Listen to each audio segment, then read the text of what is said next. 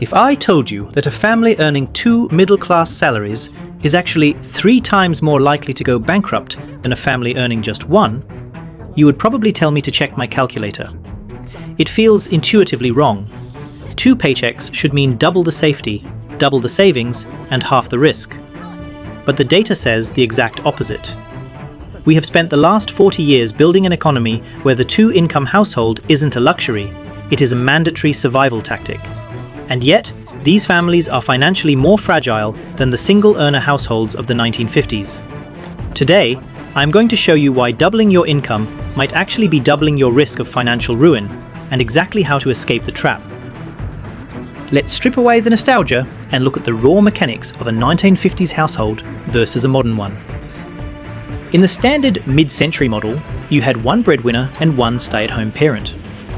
That single paycheck was modest, but the fixed costs, the mortgage, the single car, the groceries, were well below that income line. That gap was the safety margin. But more importantly, that non-working spouse was a walking, talking insurance policy. If the breadwinner got sick or lost a job, the other partner could step into the workforce to bridge the gap. They were a backup generator sitting in the garage, ready to fire up. Fast forward to today. We have 2 earners, bringing in significantly more money.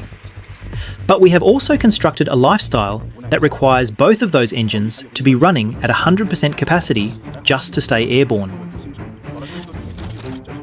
This isn't just about inflation or the price of eggs. This is about structural fragility. Over the next 30 minutes, I am going to break down the specific math behind the 2-income trap, a concept popularized by Elizabeth Warren and Amelia Warren Tyagi. We are going to look at why your fixed costs are the real enemy, and I will give you a specific protocol to insulate your family from this risk without needing a time machine. If you want to understand the mechanics of your money rather than just guessing, subscribing to the channel is the best ROI on your time this week. Let's get into the numbers. Here is the common belief.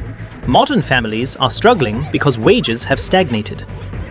While that is true in some sectors, when you look at household data, the typical 2-income family today actually brings in about 75% more inflation-adjusted revenue than the 1-income family of a generation ago.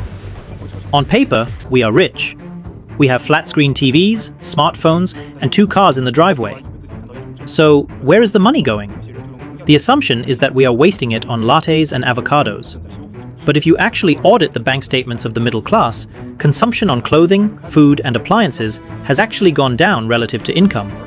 We are spending less on the fun stuff, earning 75% more total money, and yet we are ending the month with less cash in the bank than our grandparents did. This is the setup for the trap. Let's look at the hard numbers. Research indicates that while household income rose by roughly 76% between the early 70s and the early 2000s, fixed expenses for the typical family rose by 143%. That is the killer stat. We took that second paycheck and immediately committed it to non-negotiable monthly bills. We bought houses in good school districts, which meant significantly higher mortgages. We added a second car because both parents need to commute. And the big one, childcare. In the 1950s, childcare cost $0 because mum was home. Today, it is effectively a second mortgage. When you subtract taxes, the cost of the second car, the cost of childcare, and the premium paid for housing, the discretionary income for a modern 2-earner family is actually lower than the single-earner family of the past. The buffer didn't just shrink. For many, it vanished. The psychological twist here is that this spending doesn't feel like luxury. It feels like survival. You aren't buying a Ferrari, you are buying a safe neighbourhood with a decent elementary school. You aren't hiring a private chef, you are paying for daycare so you can go to work to pay for the daycare. This creates a rigid cost structure. In business terms, we have moved from high variable costs, which you can cut in a recession, to high fixed costs, which you have to pay no matter what. If a 1950s family hit hard times, they could stop buying new clothes or switch to cheaper food. They could cut back. But today, you cannot cut your mortgage payment. You cannot cut your student loan payment. You cannot cut the childcare bill if you want to keep your job. We have locked ourselves into a high burn rate business model. So, what is the protocol here? It starts with a radical redefining of affordability. Most mortgage lenders will look at your gross dual income and approve you for a loan that eats up 35 to 40% of that combined number. If you sign that paper, you are stepping into the trap. The goal is to separate your lifestyle costs from your total income. The golden rule for dual income households should be to attempt, as closely as possible, to keep fixed expenses, housing, utilities, cars, within the limits of one salary. I know, that sounds impossible in today's housing market. But even getting close to that ratio changes the game. It means the second salary becomes pure wealth-building fuel, savings, investments, debt destruction, rather than just keeping the lights on. It converts that second paycheck from a shackle into a surplus. Now, you might be thinking, Tom, we have good jobs. We'll never go bankrupt. But here is the terrifying part. Having children is the single best predictor that a woman will file for bankruptcy. Not divorce, not gambling, not bad stock picks, kids. The very thing you are working so hard to provide for is the statistical marker for financial collapse.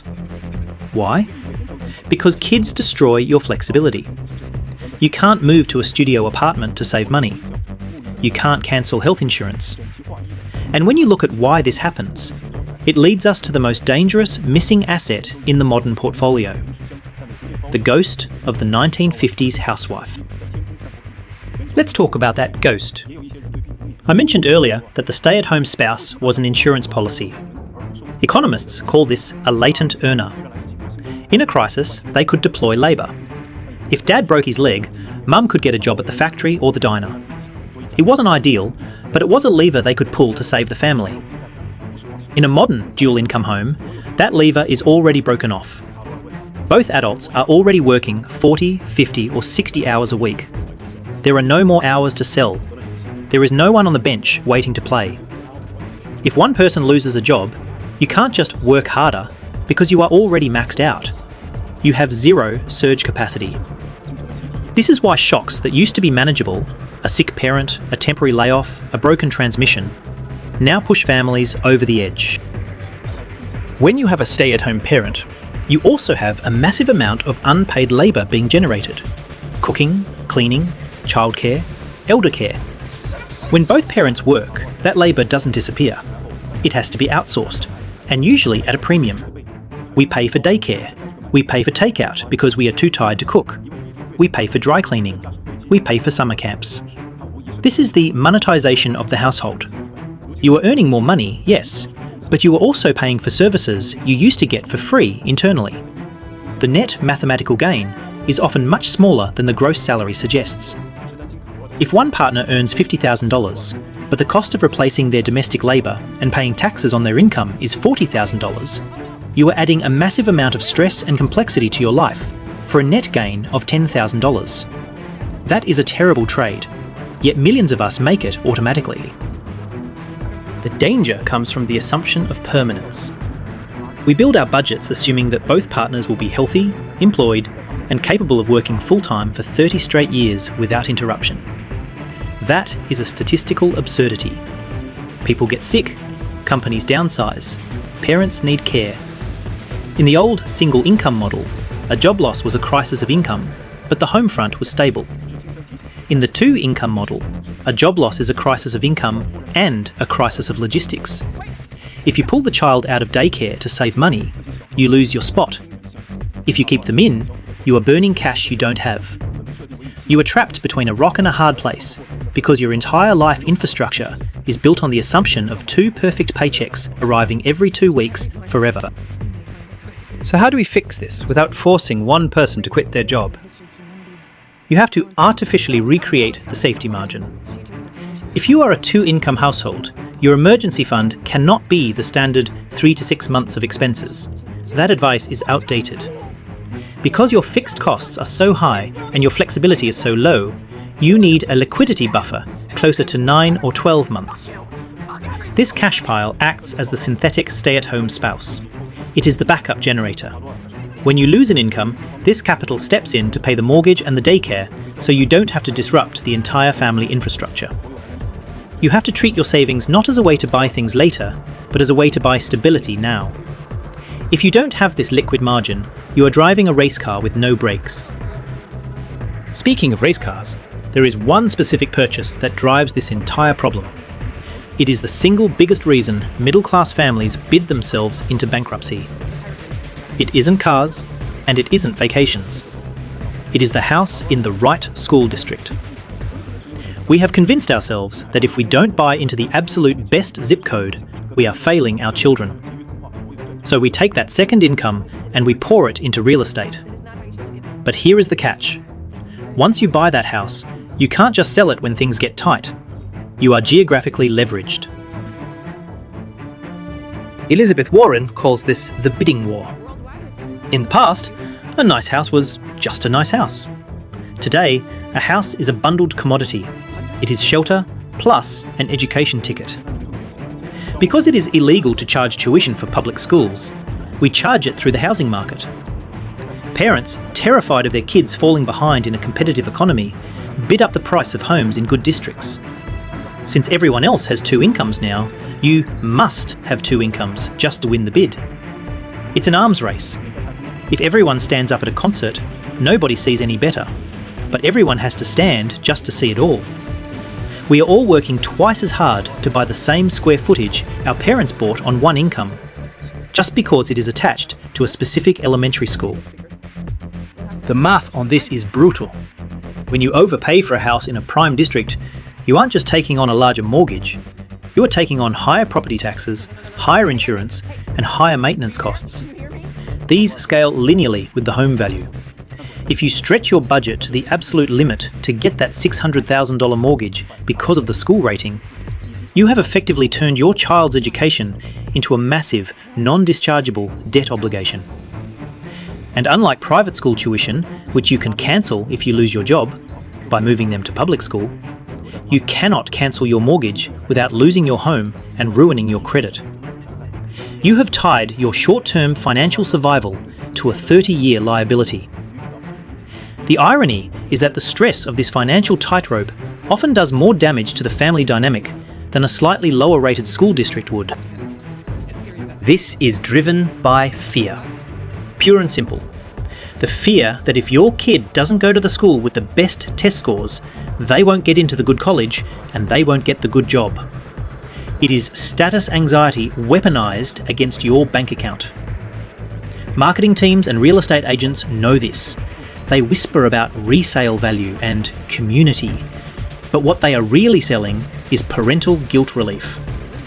We tell ourselves we are doing it for the kids, but by putting the family in a position where one missed paycheck means foreclosure, we are actually exposing the kids to maximum risk. Stability is a far more valuable gift to a child than a slightly newer computer lab. The solution here is the hardest one to swallow because it requires going against the herd. You have to question the premise of the school district premium. Run the numbers on alternatives. Would it be cheaper to live in a much more affordable neighborhood with a smaller mortgage and pay for private school? Often, surprisingly, the answer is yes. Or, even more radically, would it be better to live in a good enough district and use the saved money to provide tutors, travel, and a stress-free home environment? You have to decouple your housing choice from your ego. If buying the best house requires two incomes to sustain, you can't afford it. Period. You are buying a liability, not an asset. Downgrading your zip code to upgrade your peace of mind is the smartest trade you can make. There is one more layer to this trap that nobody talks about. We assume that two earners means diversification. If one job fails, you have the other. But what if I told you that in many cases, two incomes actually double your exposure to failure? It's like having an airplane with two engines, but designing the plane so heavy that it crashes if even one engine fails. In that scenario, adding a second engine doesn't make you safer. It just doubles the number of parts that can break and kill you. Here is the logic. If your family budget requires $8,000 a month to function, and you need both salaries to hit that number, You are now betting on two independent variables. You need mum to keep her job, and you need dad to keep his job. If the probability of one person losing their job is 5%, the probability of either of you losing a job is roughly double that. You have doubled the surface area for bad luck to strike. And because recessions tend to be correlated, meaning industries often crash together, the protection you think you have is an illusion. A single earner family only has one job to worry about protecting.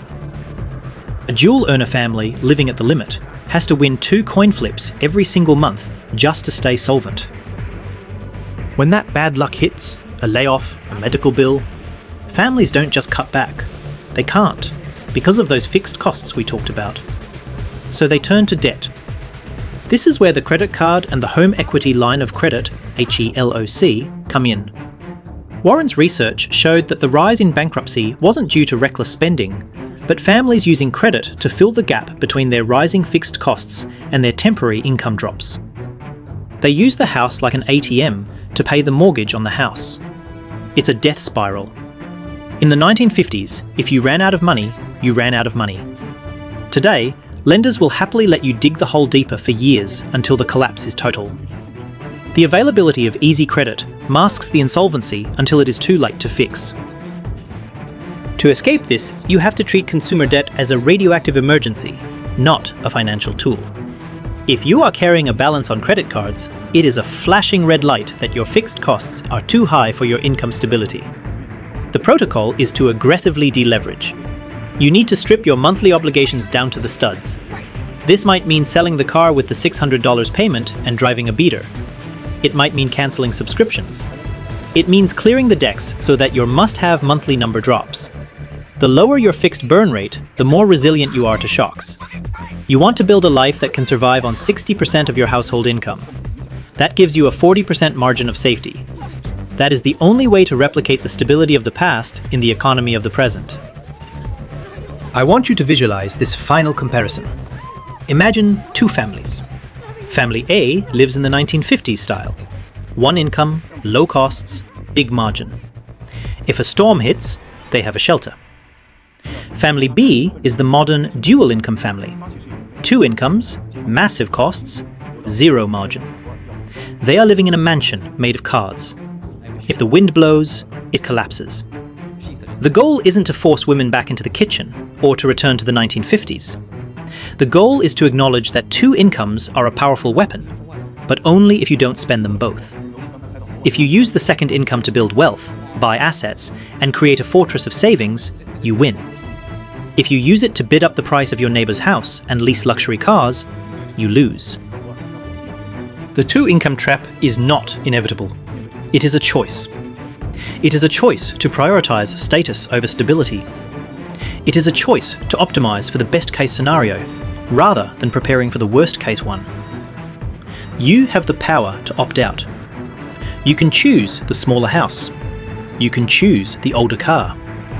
You can choose to bank that second salary and build a level of freedom that most people only dream of. Don't let the economy dictate your risk profile. 2 incomes should be your rocket fuel, not your life support system.